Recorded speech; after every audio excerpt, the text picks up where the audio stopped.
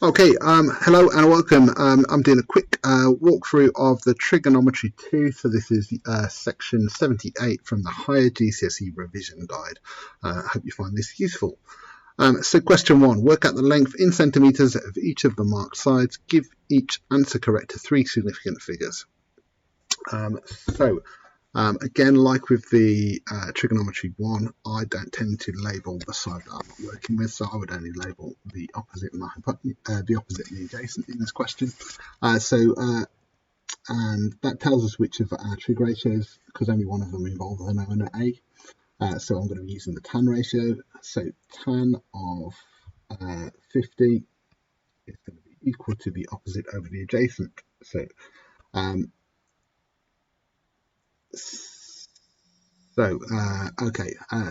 I'm not overly keen on how they've set this out, but that's all right. So x is going to be so the opposite over the adjacent, so that's going to be x over 12. And then rearrange that to say then if I times both sides by 12 and kind of ignore this middle part, I'm going to have 12 times by tan 50. And then if we do this on our calculator again, I would always write it to more degrees of accuracy than needed and then round afterwards. So that's going to give me 14.3010 ... So to 3 significant figures, that's going to be 14.3. Right, part B. So I'm dealing with, if this is my angle, this would be my hypotenuse, which tells me I'm using my sine ratio. Sine is equal to opposite over hypotenuse, so the sine of 63 is equal to opposite over the hypotenuse, which is y over 18.3. So to find y, I'm going to times both sides by 18.3, so y is going to be equal to 18.3 times by the sine of 62. Again, I would include my decimal to more degrees of accuracy than asked for. So we're looking at 16.305 4 ... So 3 significant figures, that would be 16.3. Okay, so I'm going to be doing this without the guide, so I'm going to set this out how I would set this out, which is going to be slightly different, which is okay. It's good to expose you to that, though. So this is going to be the hypotenuse, and this is going to be the adjacent. So I'm using the cos ratio. Cos is equal to the adjacent over the hypotenuse. I tend to rearrange at this point, so I would say I'm trying to work out h. So h is going to be equal to a divided by c. So z is going to be equal to the adjacent, which was 16.9 divided by the cos of 28. And then I'd go to my calculator. 16.9 divided by the cos of 28. That's going to give me 19.1404 ... So to 3 significant figures, that would be 19.1. Okay, and on to question 2.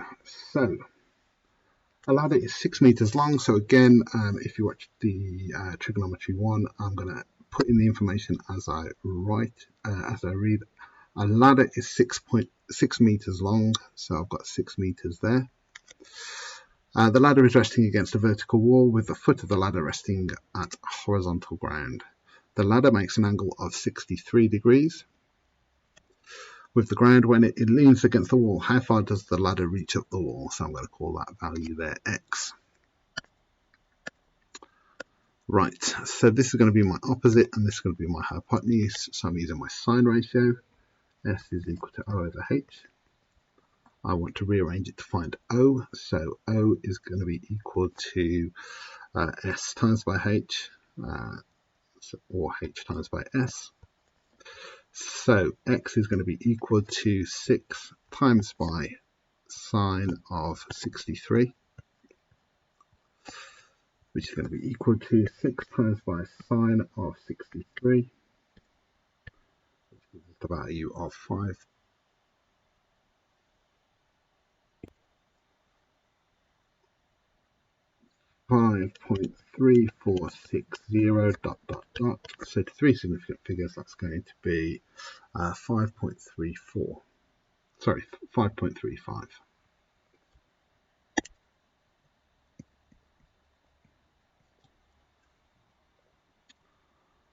Okay, question 3. A tower 40 meters high stands at point A. At a point B on the ground, which is level with the foot of the tower, the angle of elevation of the top of the tower is 36 degrees. Work out the distance of B from A. Okay, so for this one, a diagram, a rough sketch is going to help us here. So we've got a 40 meter high tower with point A at the top. And we've got horizontal ground, and we're told point B has an angle of elevation of 36 degrees, and it wants us to work out this distance here. So we'll call that X. So again, I'll label the two sides that I'm working with. I'm working with the hypotenuse and the opposite. So that's telling us it's the spline ratio. S is equal to O over H. But we want to work out H. So if I rearrange that, H is going to be equal to O over S. So X is going to be equal to 40 divided by the sine of 36. So 40 divided by the sine of 36 is going to be equal to 68 point.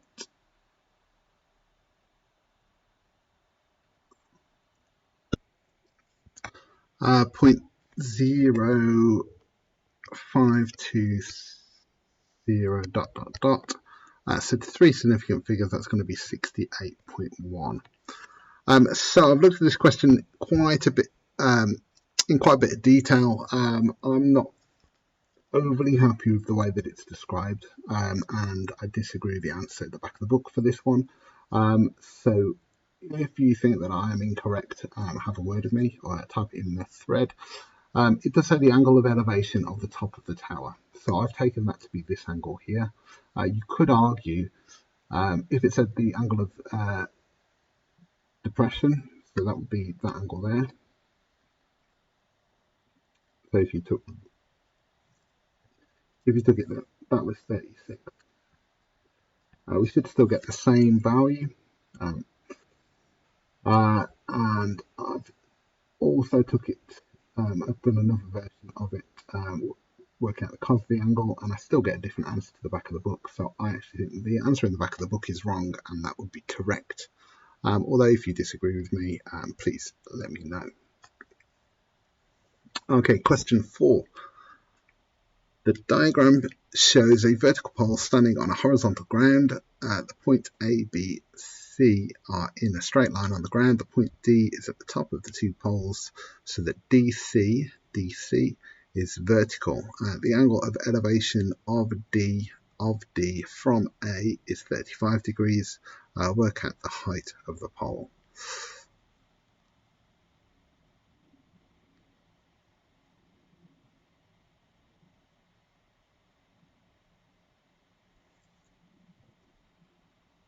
Okay, right. So this is asking us to work out this distance here, so I'll call that X for now. And we're told that there is 30 and that is 35 degrees. So this is the adjacent and this would be the opposite. So let me just change the colour because I've labelled X in a different colour. So I said this is opposite and this was the adjacent. So I'm going to be using the sine ratio. So sine is equal to opposite over adjacent. Then I'm going to rearrange that to find the adjacent. So the adjacent is going to be equal to the opposite divided by sine of the angle. So X is going to be equal to 30 divided by sine of 35. So 30 over sine of the angle, sine 35. 52. Okay, so I've made a slight mistake here. It's not the adjacent that we're working at, it's the opposite that we're working at. So let's rewind a little bit. Glad I spotted that. Opposite over adjacent, so the opposite is going to be equal to A times S. So X is going to be equal to 30 times by sine of 35. So I've got a slight wrong calculation here. It should have been 30 times by sine of 35.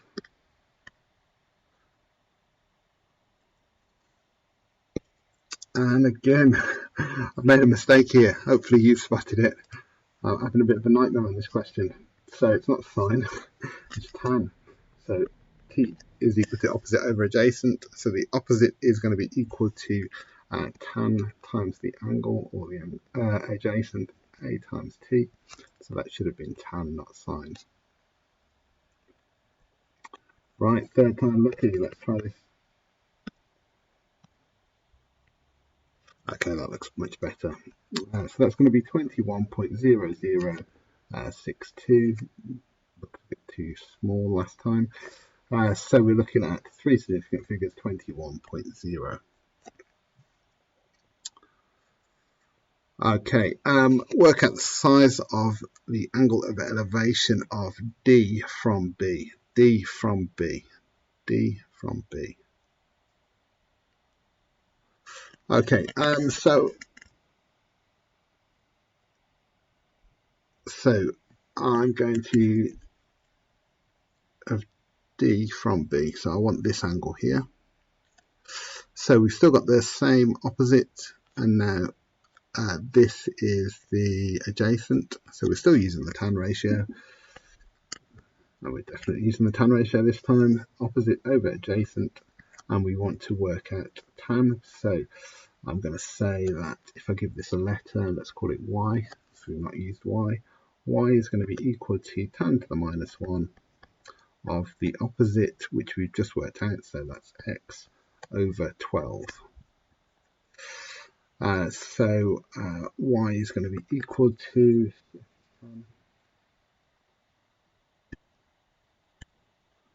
and I'm going to put my answer there, and then I'm going to put 12.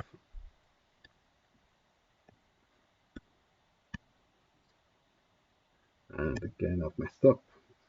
10 to the minus 1.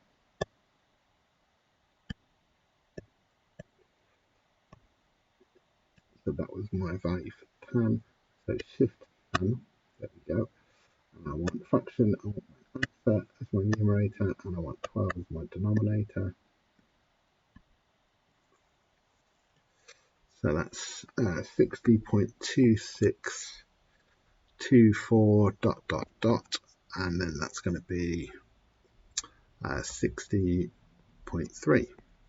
An interesting examiner report. Write down the formula you are using and at least 4 decimal places from your calculator display before you round your final answer. So that's what interesting tip, because it's not actually picked up in their guided version. Good tip though. Glad I mentioned it. Okay, hope you found that useful. Please let me know if you've got any comments or feedback, other than make sure you're not making silly mistakes. Hope you found that useful. Subscribe if you like.